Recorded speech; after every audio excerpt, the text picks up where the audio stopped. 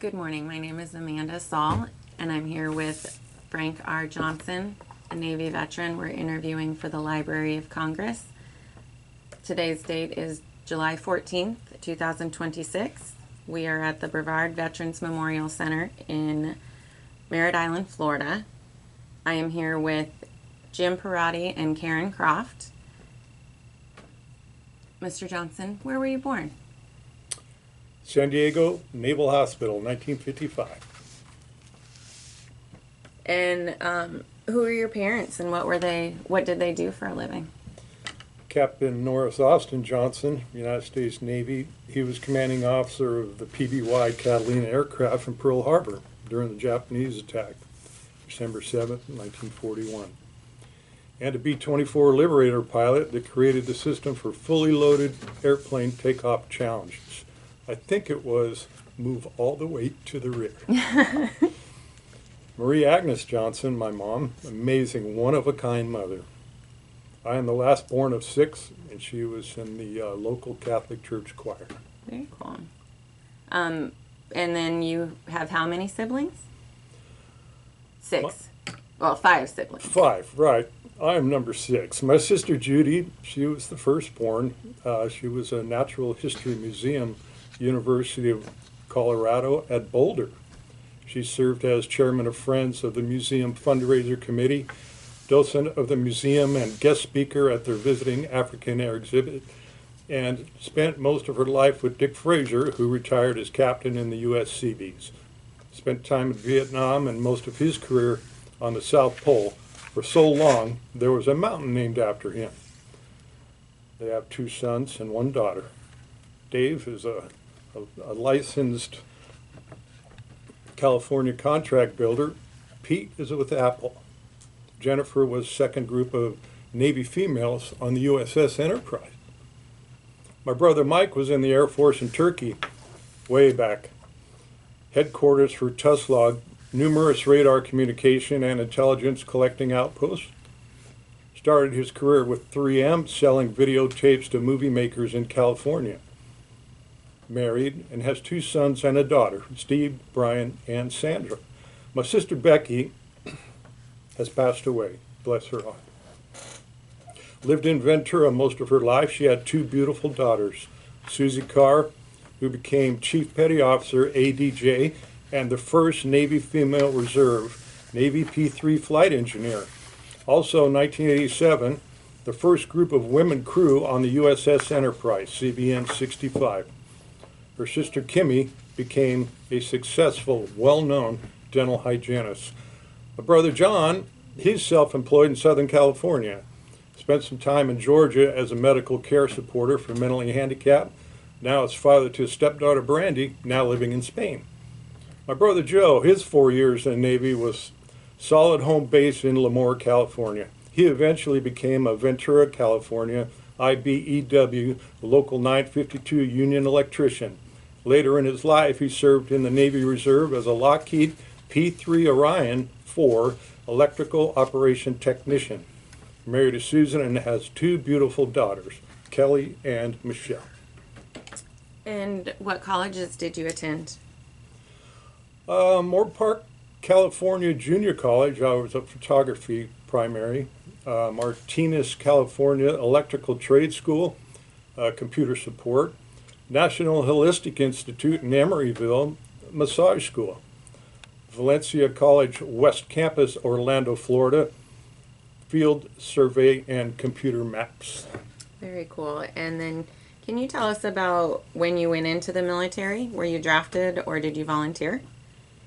Well, 3 months after graduating Buena High School in Ventura, California, I was avoiding President Nixon's possible draft. Signed up for the 1973 buddy system with my neighbor John Dungan. He's now retired AW chief. Our boot camp was in San Diego, and on graduation day, JD had his dad's convertible MG with blue officer tags on it, and we got saluted on our way off base. That's wonderful. And you stated that you were in the Navy. And Correct. what type of training or schooling did you have for that? I was sent to Millington, Tennessee Aviation Machinist Jet and Prop Engine School, Mechanic A School to become an ADJ. And then what was your most vivid memory or in time in school? I was taught the primary theory of jet engines, suck, squeeze, bang, blow, and of course, how to properly use the jet engine wiring twister for hundreds of screws holding the engine together. What was your best part? 23-cent beer machine in our barracks at 18 years old. And what did you like the least, the worst part? Well, I was freezing my butt off in Tennessee winter and yelled at by an unsaluted foreign officer by walking by. What was your first assignment after basic training? Well, of course, I had optional choices of preferred naval base, Key West, Florida, or Lemoore. I chose Lemoore because my brother Joe was stationed there and a short road trip to Ventura, hometown. I found out later my Navy pilot dad suggested Lemoore, California for aircraft base because it's hot and flat. NAS Lemoore was eventually built in 1961 when I was 6 years old. I started out in the machine shop and was quickly assigned as one of the 5 expertise field troubleshooters to complete repairs reported by pilots and brown shirt plane captains. Spent my days in Lemoore with 215 as an A7 jet engine mechanic before being sent to sea on the Navy's last cruise of the USS Oriskany that just returned from Vietnam. Scuttled on May 2006 off the coast of Pensacola.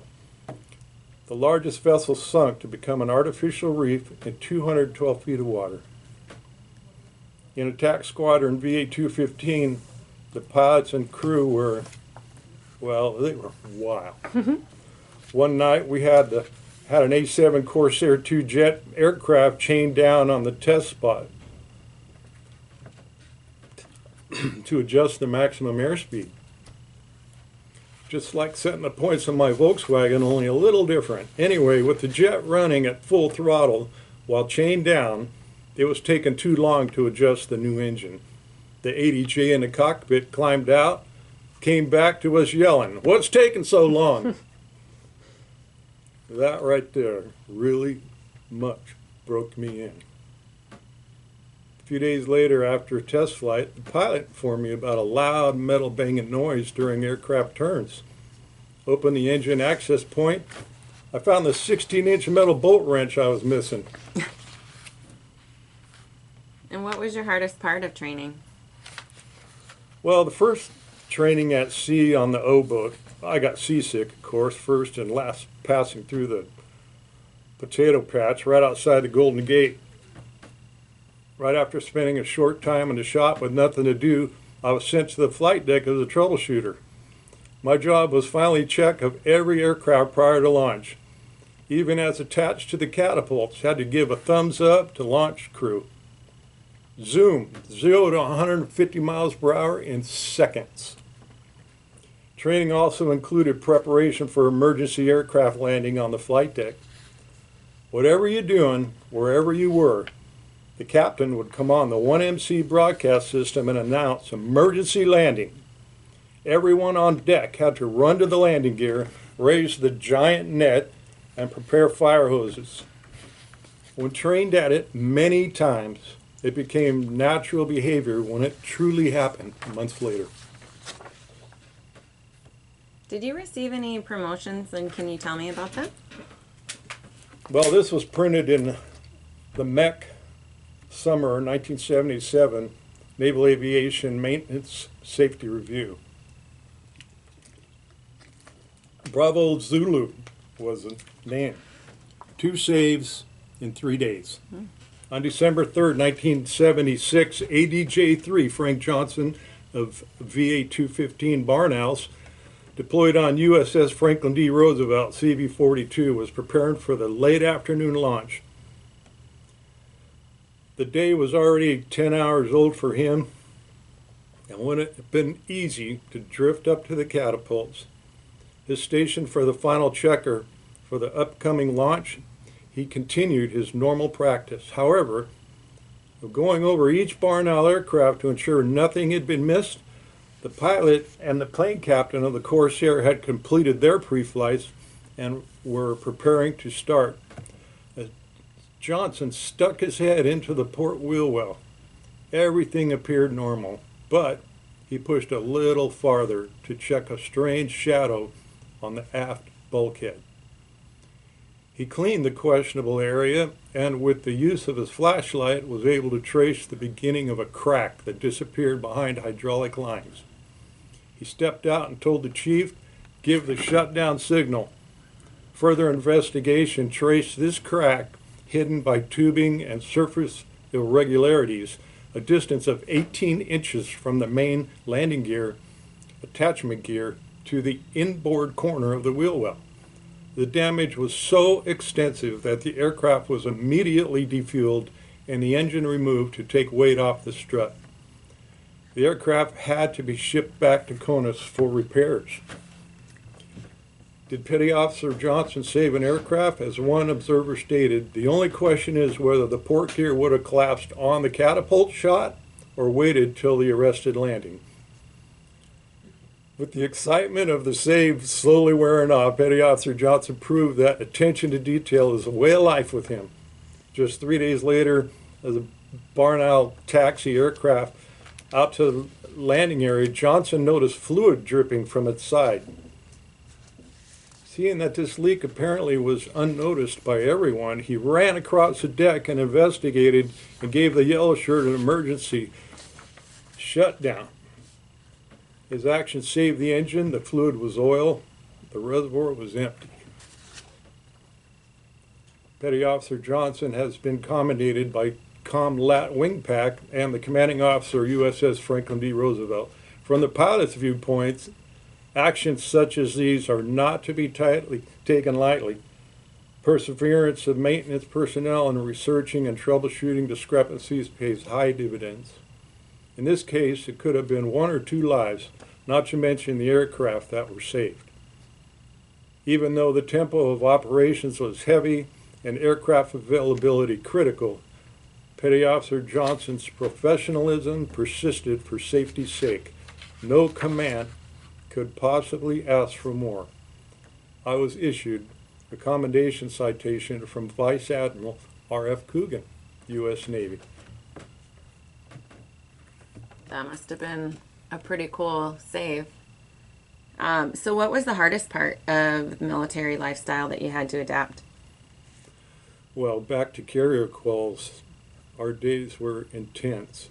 16 hours of flight operations and drill after drill for firefighting, general quarters, and man overboard. One day at sea, one of our aircraft had developed a problem with one of its external fuel tanks. The tank held 1,200 pounds of JP5 jet fuel and was attached to the wing of the aircraft. The purpose was to provide in-flight refueling operations for the other aircraft during their missions. This particular tank was no longer working and was ordered off the plane and sent to our ship for repair, our shop. Well, the shipboard rules did not allow any fueled tanks on the hangar deck, so we had it drained by the purple shirts who were in charge of all fueling operations aboard the ship. Problem was, their hose could only reach a certain depth of the tank and left about 2 inches of fuel still inside. And when they notified us of this, informed us of the policy on the hangar deck, we could not leave it on the aircraft and could not leave it on the flight deck.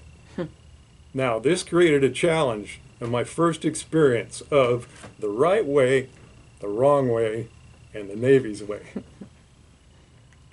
I could not help but reflect back to the days of growing up on Van Buren Street. My best friend's dad, retired Navy Commander Jack Dungan, reminding us boys to put newspaper down on the garage floor while tearing the motor out of his VW. We thought it was a fire hazard because we were pouring gas all over the garage floor, spilling oil and generally creating a mess. Looking back, I now understand his reasonings.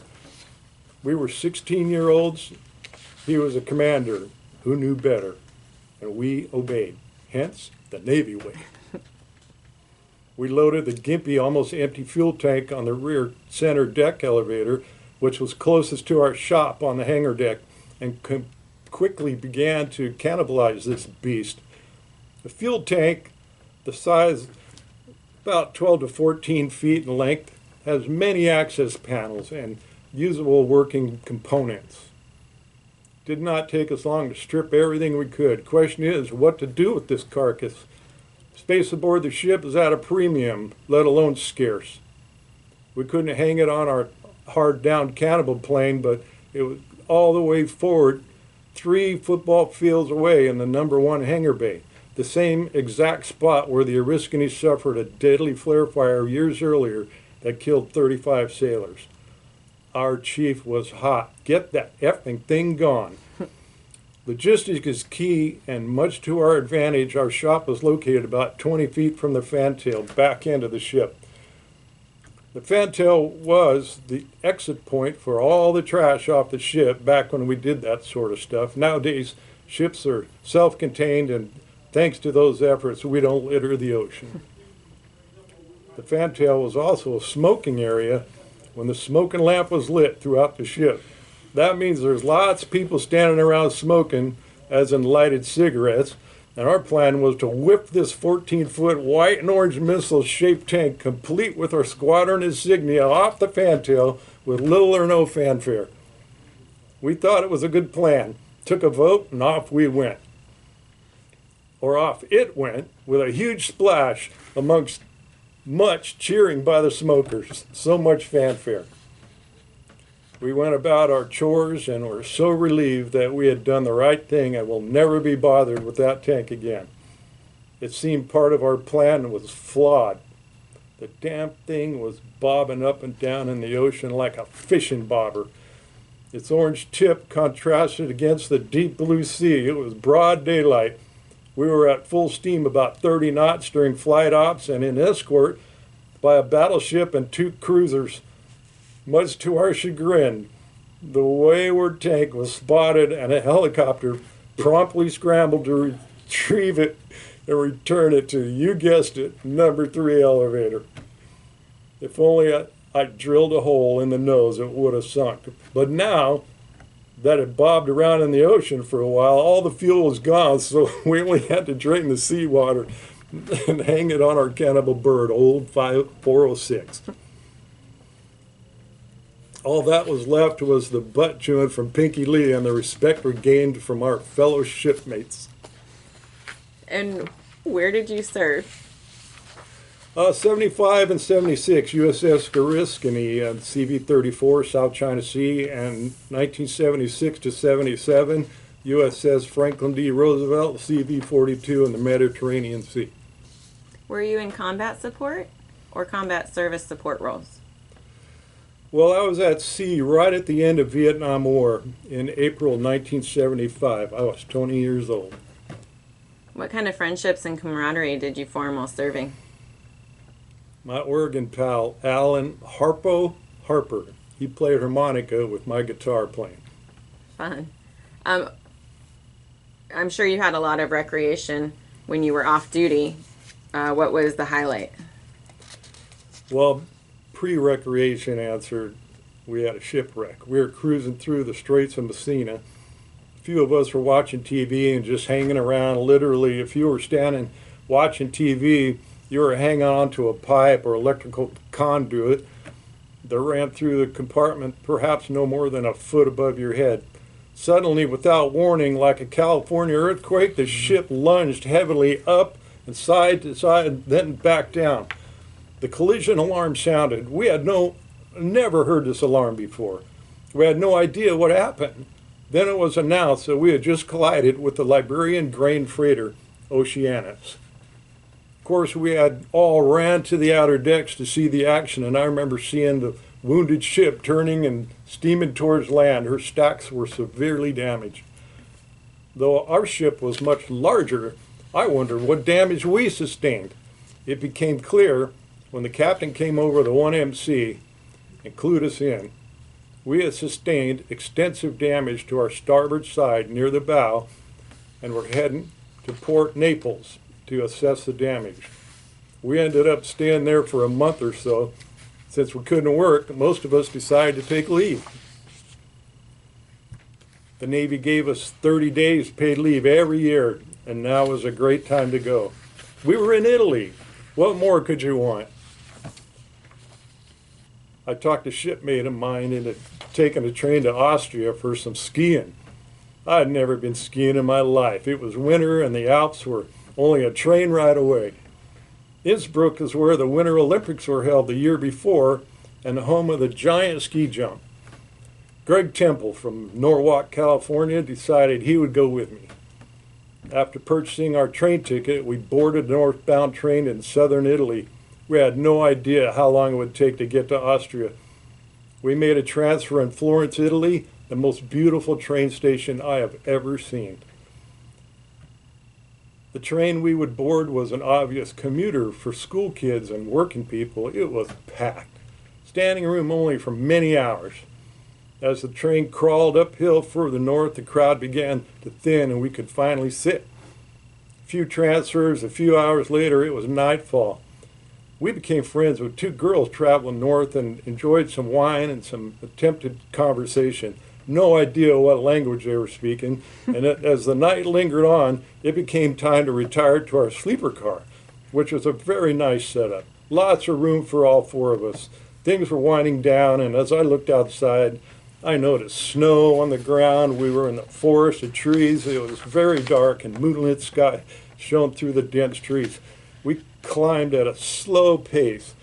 Finally, the train came to a stop. Suddenly, two large, uniformed military officer men approached our car. It appears they were disturbed. We assumed they were German military, as we must be near the border by now. It was probably some kind of checkpoint. We showed our military IDs, but they demanded money, apparently for the two female passengers in our car. The thought of making it this far and running into trouble crossed my mind. After we paid them an unknown amount of cash, they left us alone. The train continued on through the night. Next morning, we found ourselves in Austria. Wow, how cool is this? We stumbled around Innsbruck for a while till we found a bus station for transportation up the mountain to the ski resorts. Exhausted from 2 days on the train, we crashed on the bus station, sleeping on the floor. No one else in sight, awaiting the first bus out. The bus ride was a wild trip up a steep single-lane road, hugging the mountainside, climbing higher and higher. We drove past the giant ski jump and the bobsled track. We found lodging at the base of the Axamer Lazum. Check out Axamer Lazum website. It was cheap, offered continental breakfast and giant down comforters to sleep on. The best part about it, you walk out the door, put on your skis, and go. Keep in mind, this was the first time I had ever been skiing and had never seen snow like this. The resort is a giant panorama of jagged peaks shaped like a bowl. After a day on the bunny hill and several crashes, it was time to go to the top. What a mistake. The tram ride was breathtaking. Once at the top, I found a pulma, a rope tow, and since I was used to it from the bunny hill, decided to grab hold and see where it would take me. It seemed like a mile or two of flat cross-country terrain, skiing very simple. I was the only one out there. I took the tow to the very end, let go, and started to make my way back. It was all beautiful, flat, rolling hills on top of Austria Alps. I was in heaven. I made it to the mountaintop lodge where I met with my buddy Greg. We enjoyed more drinks. I think ouzo is a Greek liqueur, and cappuccino was our favorite by now. Then we decided to head down the mountain. I don't recall any green, black, or double black diamond markers there. It was just go for it. This is when I realized that 1, I needed warm clothes because my Levi's were soaked through. 2, I wish I knew how to ski. And 3, I really wish I knew how to ski. It was a 4-hour trip of falling, rolling, sliding, and crashing. Of course, I made it back to the lodge with wounded pride and freezing my ass off, but ready to try again tomorrow. And after returning to the States, I took a serious love for skiing and did so every winter for many years to come. It's kind of ironic for me to think that for my very first ski trip, I had the best conditions possible and no idea what I was doing. Life is that way sometimes. Our trip was coming to an end. We faced a long train ride back to Italy, and upon arrival, I found our ship in a dry dock for repairs, which meant we weren't going to sea anytime soon.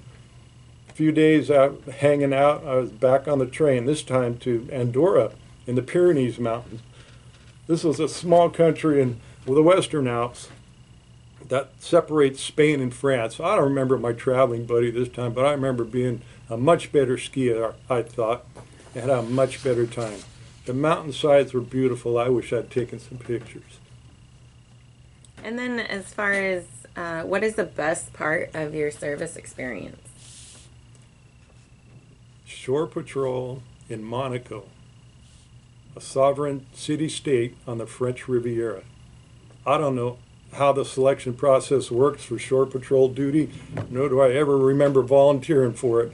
I recall my dad's infamous words before I left home for the Navy: don't volunteer for anything.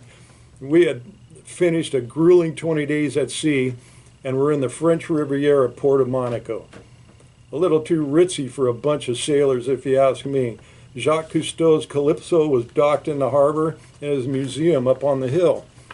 Very impressive tour. I was in awe at the fact that I was standing on the very streets of the famous Monaco racetrack. Princess Grace's home was on the hill and was the Monaco Casino, made famous by James Bond movies. We were denied access because we didn't have the popular attire. Like, I carry a freaking tux in my sea bag. Somehow I was tagged shore patrol, a duty highly touted Hollywood movie I watched as a kid growing up. This was big time. After a brief discussion on self-defense and how to take down a drunk sailor with a nightstick, I was issued a black arm bag with large gold letters SP. I was ready to take on the world. Only one problem: not very many of us and lots of them. I spent most of the night walking the streets in quiet solace until it was time for all hands to return to the ship. Once again, we moored in the harbor a mile or so offshore and took tenders to and from the ship. Late at night, it was a slow process of tendering to passengers. The lines were very long, and some of the drunks were getting riled up. One guy decided he was tired of waiting and decided to swim back to the ship. It's midnight February in Monaco, the French Riviera. Water temp is not exactly conducive for a mile swim by any inebriated sailor, but into the water he went.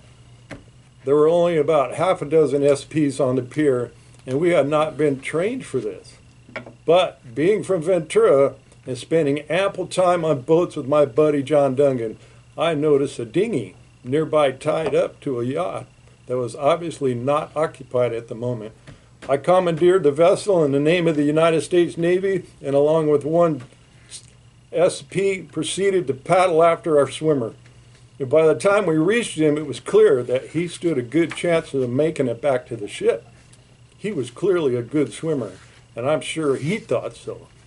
But the water was cold, and he started to show signs of hypothermia.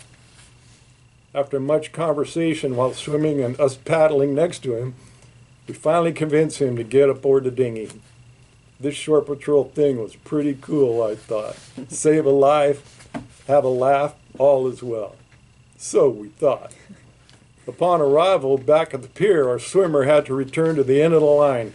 Hell-bent not to wait another minute, he took off for a sprint for the water, and like the drunken fool he was, he dove in and started swimming again, all the while cursing us for pulling him from the icy water.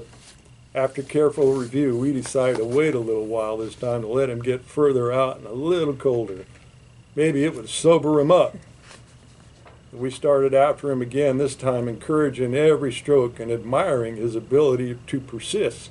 The more we encouraged him, the harder he swam.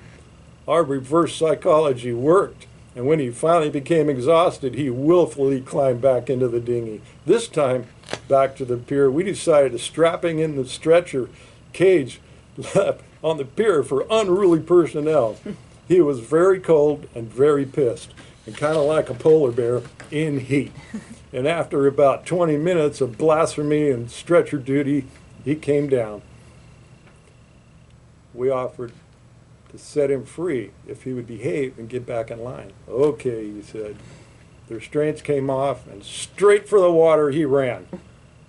Diving off the pier again, in he went. Now things were getting interesting. I thought, this guy is going to die. We're going to have a real hard time explaining this one.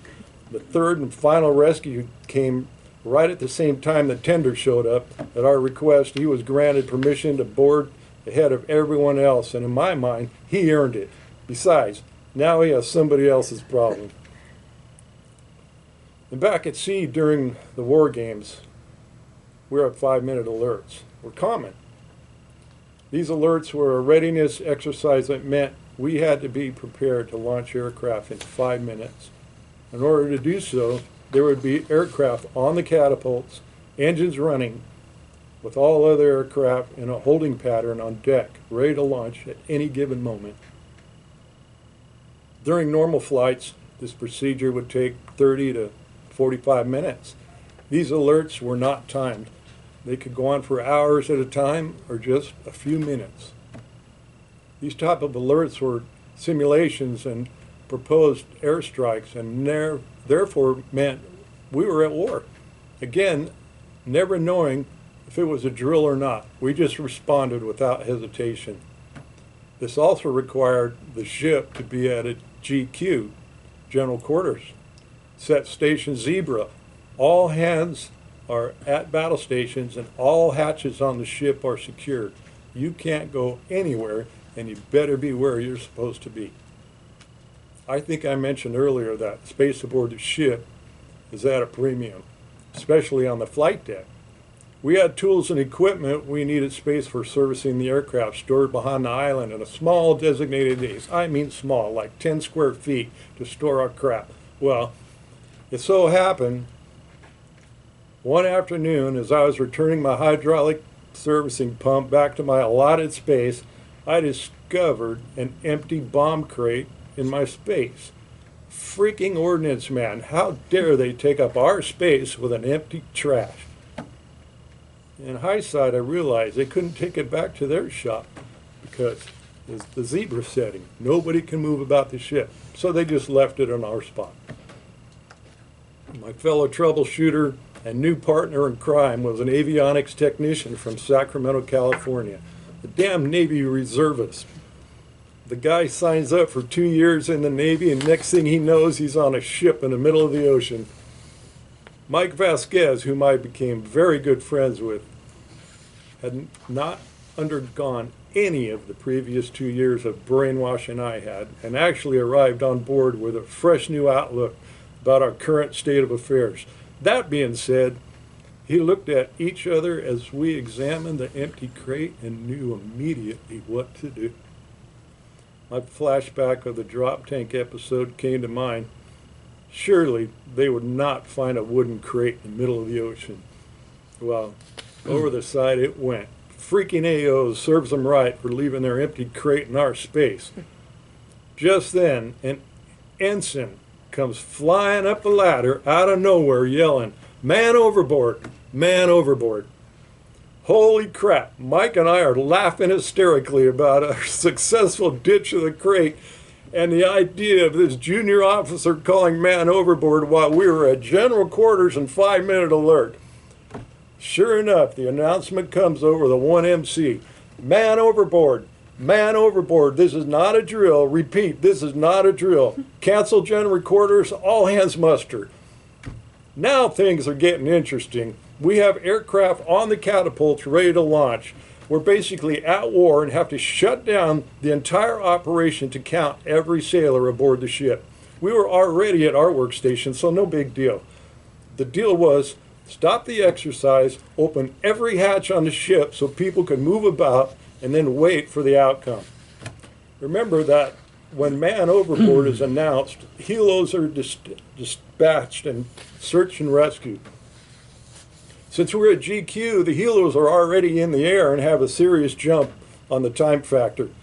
And if you remember from wood shop in high school, wood floats. Much to the satisfaction of the search and rescue crew for pulling the crate out of the water and returning it to the ship, but much to the chagrin of the ordnance crew, it was the obvious label, a VA-215 ordnance. I did not need to be a fly on the wall at that butt chew, and I knew exactly what was coming down.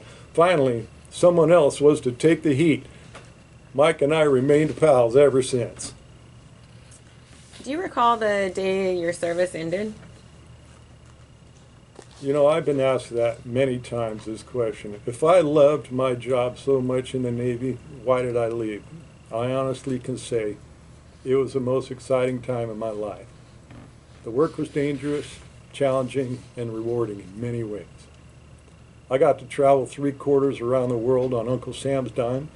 By my 22nd birthday, I'd experienced more real-life experience than most people my age.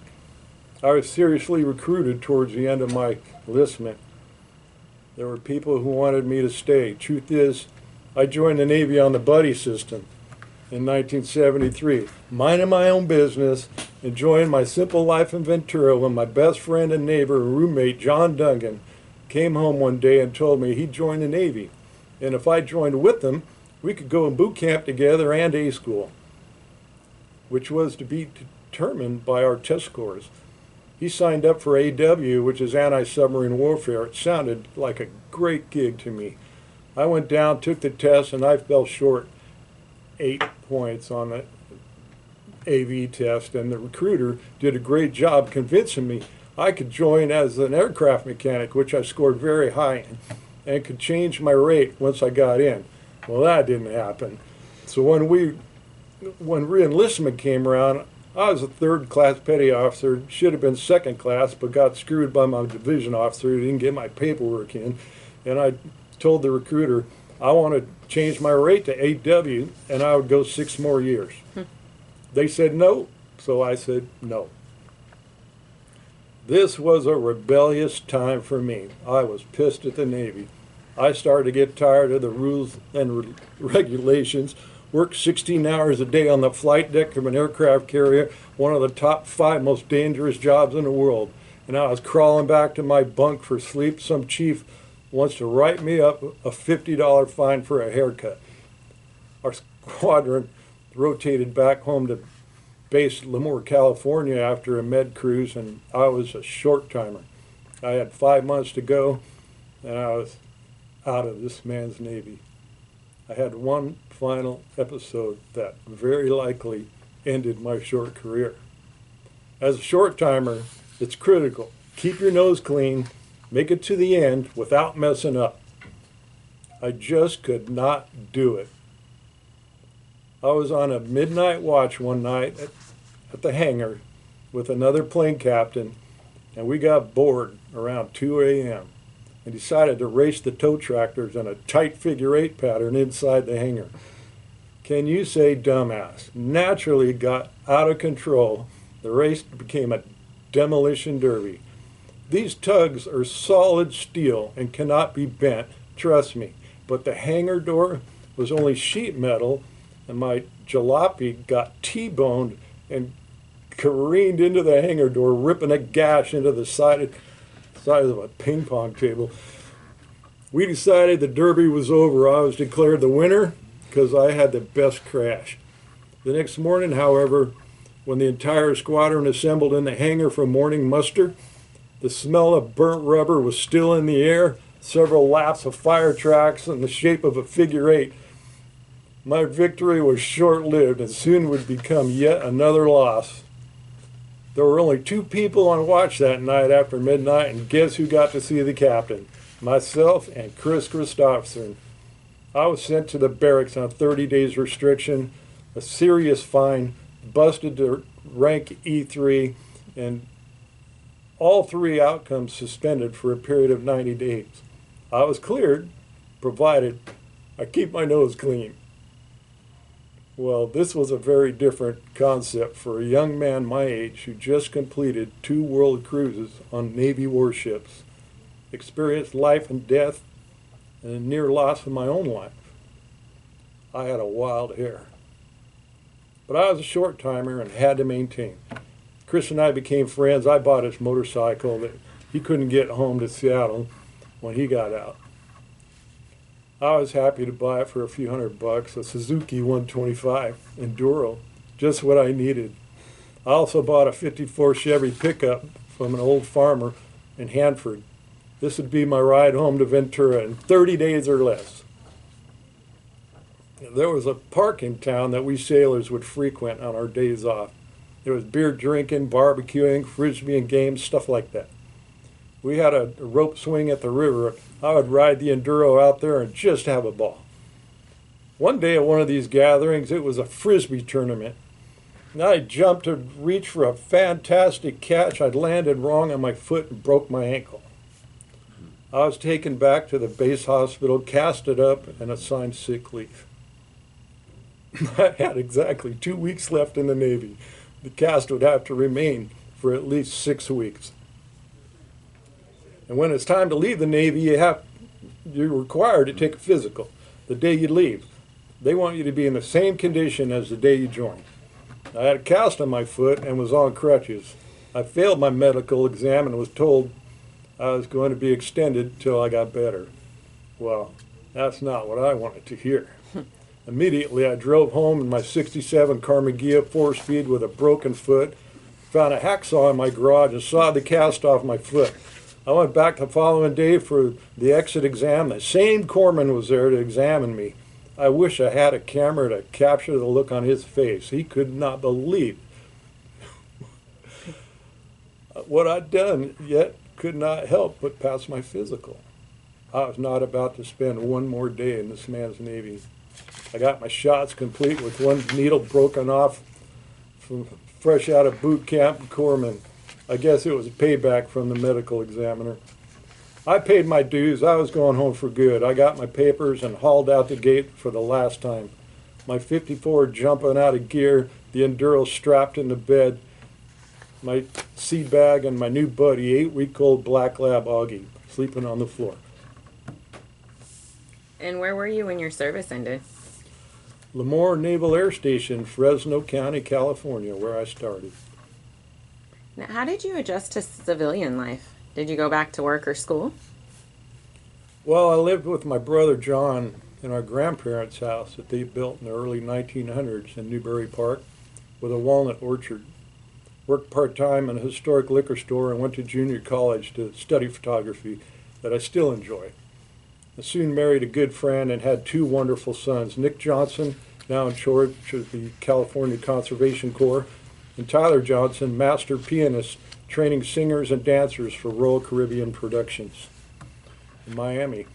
I spent 6 years in Napa Valley, California, owner of St. Helena Glass Company, and many years later I became an audiovisual tech, a freelancer and a part-time with Audience Response Systems traveling nationwide for legal attorneys' projects. Very cool. Did the GI Bill support your education? Yeah, they sent me a check for $12,000 in 1979. Do you attend any reunions? Unknown if any exist.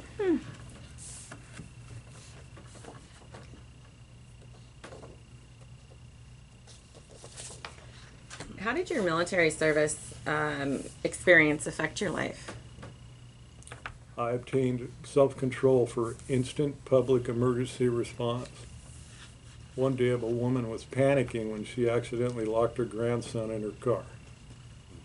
I approached, pointed to the lock, telling him to pull it. He did. Problem solved. Perfect. And the life lessons that you learned from your military service? In daily existence, there's a right way, the wrong way, and the Navy's way. Finally, red in the morning, sailors take warning. Red at night, sailors delight. And then what message would you like to leave our future generations who are going to hear this interview? A veteran is someone who, at one point in their life, wrote a blank check made payable to the United States of America for an amount up to and including their life, written by the unknown.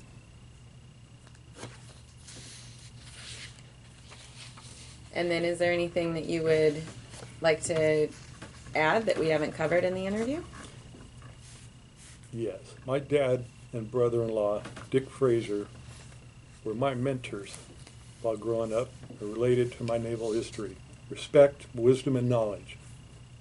What they unknowingly created for me. My dad was very challenging for me as a child, and Dick Fraser neutralized these feelings when growing up. Now that they are both physically gone, never will they disappear from my currently learned mental and physical existence. And what would you like people to know or remember from your story? Flight deck on aircraft carriers is of the top 5 most dangerous jobs on Earth. I wrote a book about my 4 years in the Navy, Sea Stories, Tales of Life at Sea and Beyond with the United States Navy. What do you wish more people knew about veterans? When, how, why, and where we did it. I really appreciate the time, Mr. Johnson, sharing your stories and recollections of your service in the military. I would love to thank you personally for your sacrifice and service to our country. Thank you very much.